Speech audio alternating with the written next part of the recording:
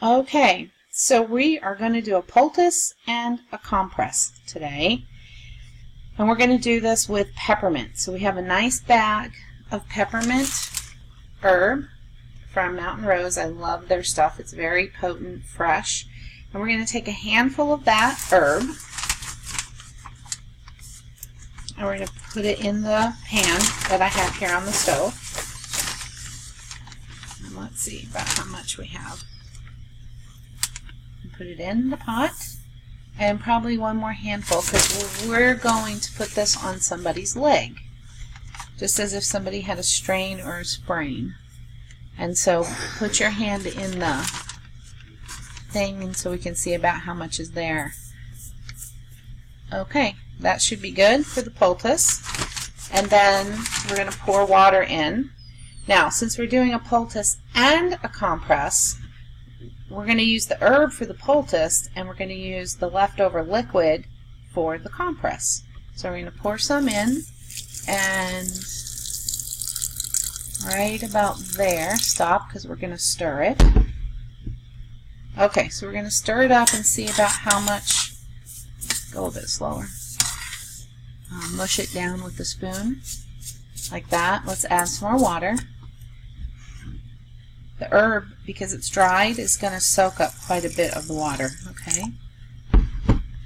Now, if you used fresh herb, it wouldn't soak it up as much, and I actually have fresh peppermint outside, but I've had this dried herb for a while, and I want to use it because herbs can lose their strength over time. Okay, and is all of the...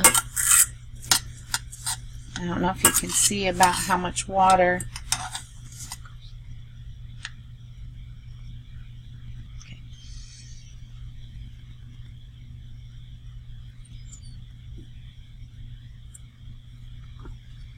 My helper today is my handsome, helpful Brian. Okay, so let's put just a little bit more water.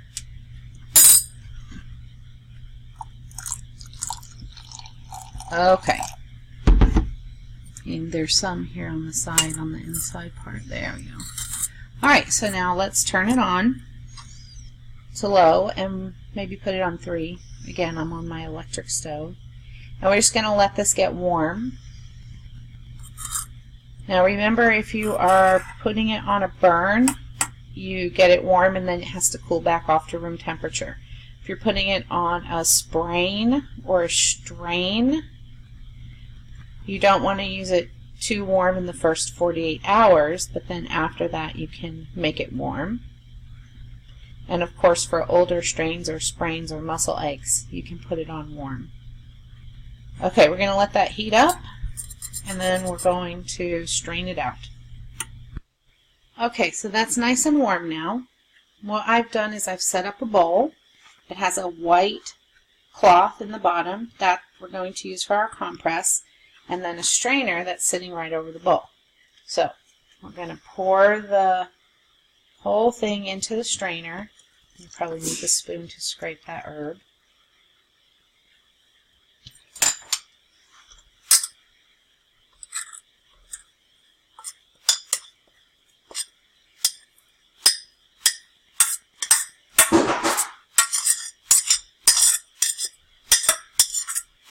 Okay, and just set that off the, yeah. And now we're going to take this whole thing over to where our patient is waiting. Okay, we're here by our helpful patient, and what we have done to prepare is put a towel down because we don't want to get stuff messy everywhere. We have our plastic wrap, and we have what is actually a paper towel but should be cheesecloth. So we're going to take that paper towel and we're going to put it on the area where we're going to put the poultice, which is by the left shin and knee. And then we're going to take our bowl with the herb and we'll just move it closer to the area. And now we're going to glop out some of that herb. You want to, don't squeeze it out. And put it on there. You want to kind of mold it together so it doesn't fall everywhere.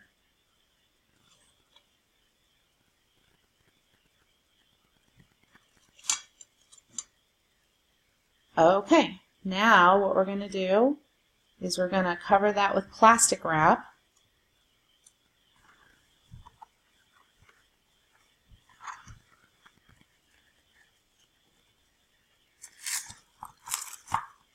And that's just to protect your towel because some herbs have oils, some herbs can stain, and we try and want to keep the moisture in and not let the moisture be sucked up by the towel. So just lay that over the top, and now we're going to take this towel that we had handy right there on the back of the couch, and we're going to cover that poultice, and we'll leave it for 15 to 20 minutes. And again, this is really great for strains and sprains and things like that. Now, some herbs you can put directly onto the skin. You don't have to have that cheesecloth or cotton to separate it. Peppermint is one of those herbs that can go directly on the skin, so can lavender. But there are some that you couldn't, and rather than try and remember which ones you can and which ones you can't, it's perfectly fine to have that barrier between the herb.